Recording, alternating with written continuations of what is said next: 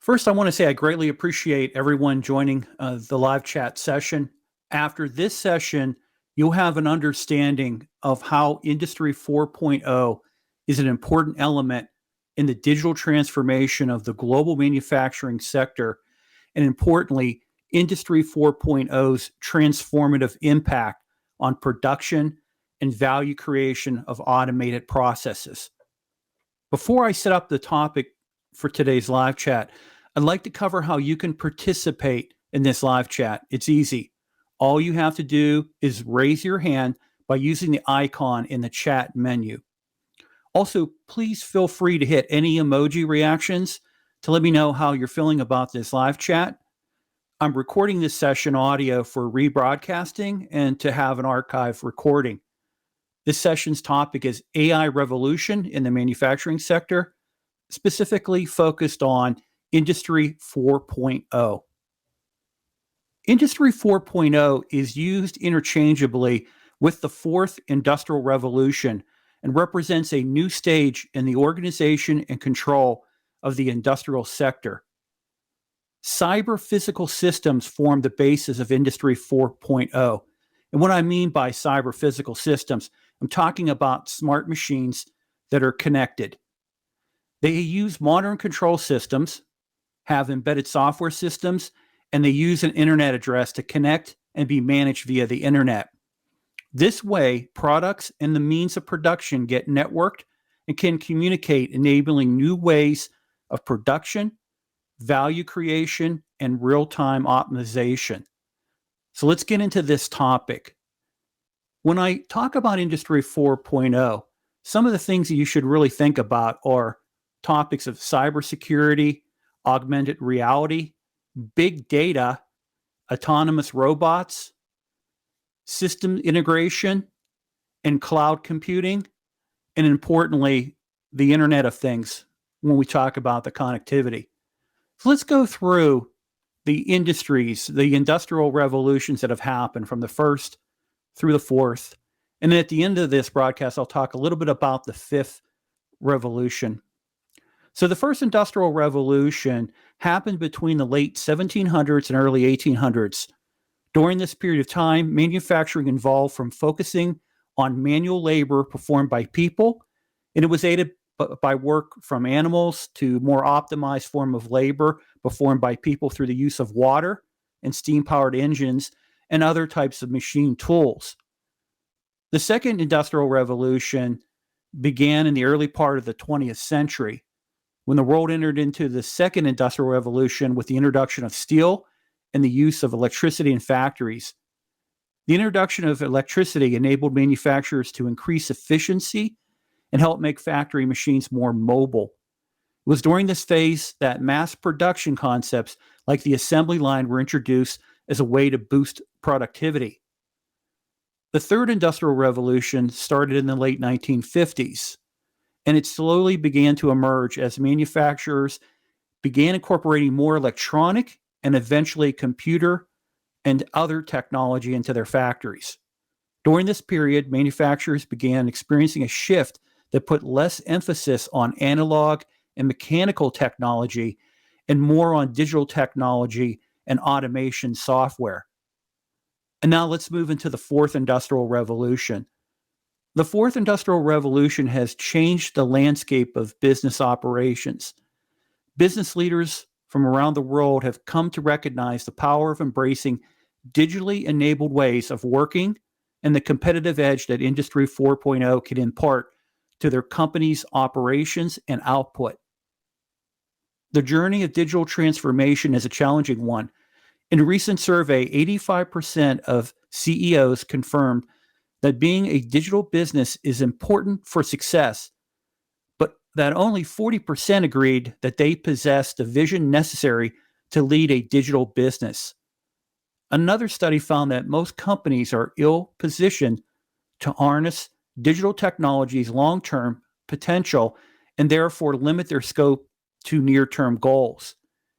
Leaders who want to take full advantage of Industry 4.0 possibilities should look to chart out the digital transformation journey and create an operational structure that drives toward digital goals in a consistent, cohesive, and integrated manner. On the Digital Revolution channel, I posted a few months back, and I covered the topic of why companies need to have a chief digital officer or a CDO who will focus on everything digital transformation. What I'd like to do now is to cover 4 archetypes of CDOs. The first archetype is the disruptor. The chief digital officer or CDO has the mandate to transform existing business models and ways of working. The role is characterized by high accountability and high decision efficiency.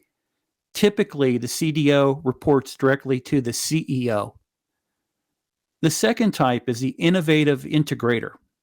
The CDO integrates customer sensing and insights with operational capability improvements. While the CDO reports to the CEO, they primarily focus on the highest priority innovations and may lack a full control over digital execution. For instance, product research and development. The market-minded Maven, the CDO drives new digital solutions for customer-facing channels and pathways to market. The role focuses on digital initiatives that affect customer growth, which may result in them being disconnected from other business units. The CDO is accountable to end-to-end customer experience and typically reports to the chief marketing officer or the chief revenue officer. And the final type is the technological integrator.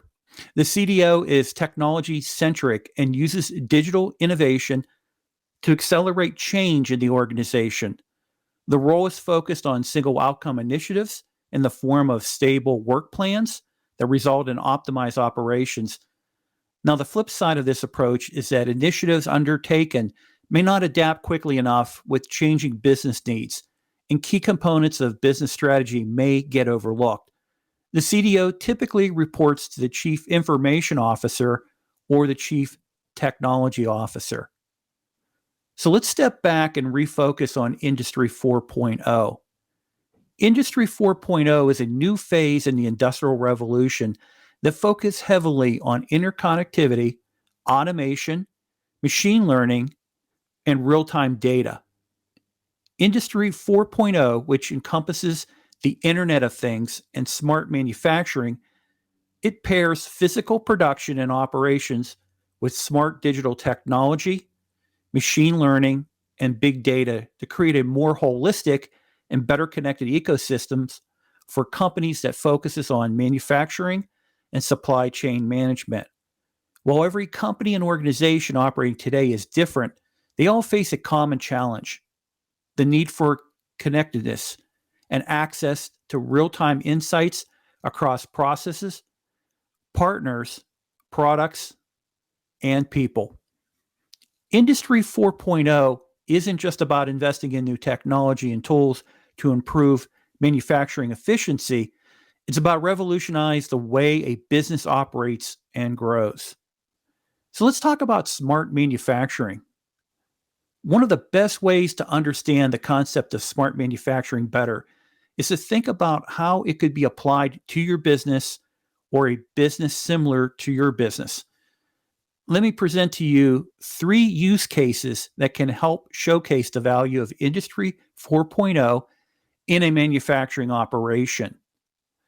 The first case is supply chain management and optimization. Industry 4.0 solutions give businesses greater insight, control, and data visibility across their entire supply chain. By leveraging supply chain management capabilities, companies can deliver products and services to market faster, less expensive, and with better quality to gain an advantage over less efficient competitors. The second case is called predictive maintenance and analytics. Industry 4.0 solutions give manufacturers the ability to predict when potential problems are going to arise before they actually happen. Without internet-based systems in place at your factory, preventative maintenance happens based on routine or time. In other words, it's a manual task. With internet-based systems in place, preventative maintenance is much more automated and streamlined. Systems can sense when problems are arising or machinery needs to be serviced or repaired, and it can empower you to solve potential issues before they become bigger problems. Predictive analytics allows companies to not just ask reactive questions like, what has happened or why did it happen, but also proactive questions like, what's going to happen and what can we do to prevent it from happening. These type of analytics can enable manufacturers to pivot from preventative maintenance to predictive maintenance. And the third and final use case is asset tracking and optimization. Industry 4.0 solutions help manufacturers become more efficient with assets at each stage of the supply chain, allowing them to keep a better pulse on inventory, quality, and optimization opportunities related to logistics. With internet-connected systems in place at a factory, employees can get better visibility into their assets worldwide. Standard asset management tasks, such as asset transfers, disposals, reclassifications, and adjustments, can be streamlined and managed centrally and in real time. So, who is Industry 4.0 the answer for? Here are 5 considerations, and there are many more. The first consideration, you're in a particularly competitive industry with a lot of tech-savvy players. This gives you the opportunity to really be competitive if you're a medium business and you're looking to grow into a larger business, and you're dealing in certain industries where you have a disadvantage because of legacy competitors. With Industry 4.0, automation, and all the opportunities that it does bring, it can take that small and medium-sized business that wants to be competitive against larger companies and put them into a position to be able to do that. Number 2, you want to boost efficiency and profitability across your entire organization. By streamlining things and by improving efficiencies through the use of technology and other ways of analyzing your production, you can become more profitable. Number 3, you want to improve customer satisfaction and customer experience.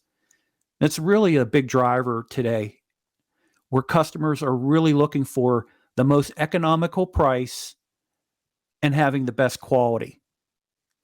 Number 4, you want better visibility across your supply chain.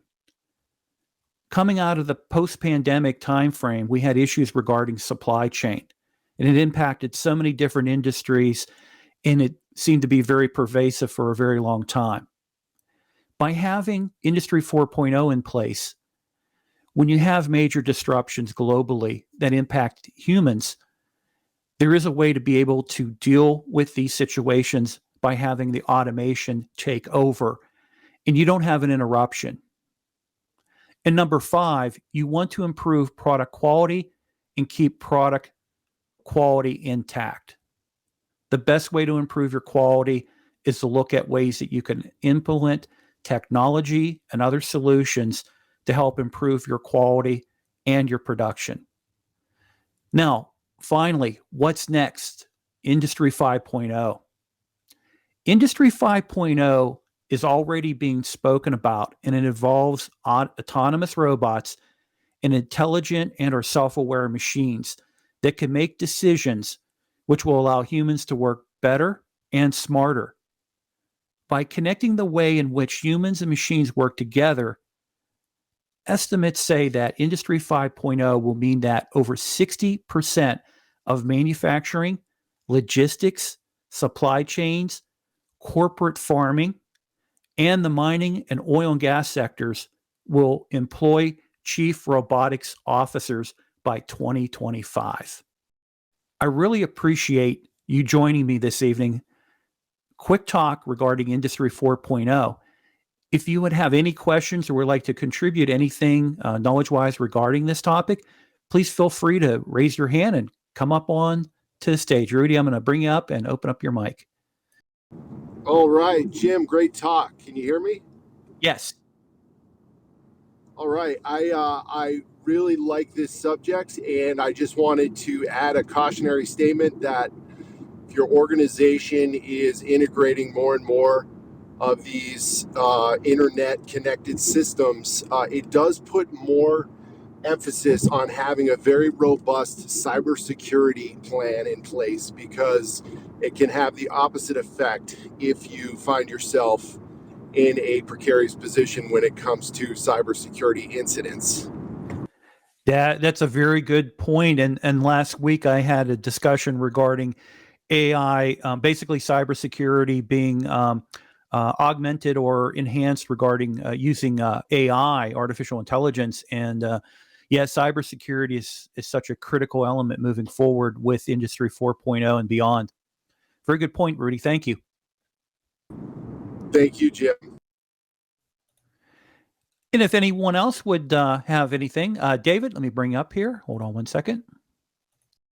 Jim, I was in manufacturing when we moved from more analog equipment to Allen Bradley controls and running CNCs. And it fundamentally changed the workforce that we were able to bring in, simply because there was a higher level of knowledge and understanding of how CNC works. How will this 4.0 change the type of people that we hire for manufacturing? Are we going to be looking at people to maintain the robotics? Is it going to increase the demand for people who are in the tech area to be able to assist us in making sure that equipment runs efficiently as it's planned robotically? At the beginning, you're gonna find that there's going to be a big benefit by having this transition happen. Over time, it's going to become a disadvantage for humans. I have changed my mind. I used to be an anti universal income person, and I've absolutely changed my mind on that, because the technology's coming. We're not able to stop it, and we're going to find ourselves with a lot of people that are displaced. And how do we help them economically? Right. So you're going to have some people that are going to be specialized, and they will be obviously compensated accordingly. But you're going to have a huge crush of people who are not going. They're going to be displaced from jobs. It's going to happen. Now, there are going to be certain jobs that you're not going to be able to eliminate humans. But when the robotics kick in, when we start having actually autonomous robots, that's really where I think you're going to see a huge change, because it's going to be a little bit of a struggle to counterbalance having human activity along with all the robotic that will be put to place into work and everything else. Right. So are we looking at probably a small amount of new jobs that are going to be required to help support this new technology? Is that accurate to say? Yeah, and if you really look at, they were just talking recently about estimates regarding how AI is going to initially eliminate about probably, millions of jobs, because you're going to get to the point where you're going to have people who are, writers, publishers, people that might be doing work in the entertainment industry. A lot of this is going to be AI generated. Right. See it now where you actually have people using AI to create content and to go out and put content out onto YouTube and other platforms as well. So, sure, that makes sense. Yeah. Thank you very much. This is an excellent topic. David, I really appreciate you coming on, and also being a strong supporter. I really do appreciate that. Thank you so much. Absolutely. Thanks, Jim. Anyone else? Okay. Well, thank you very much. I really appreciate that. I will take this recording. I'll do a little bit of editing to it, and I will put it back up onto my YouTube channel, which is A Digital Revolution. And I'll also put it back out onto LinkedIn as well. Thank you, everybody.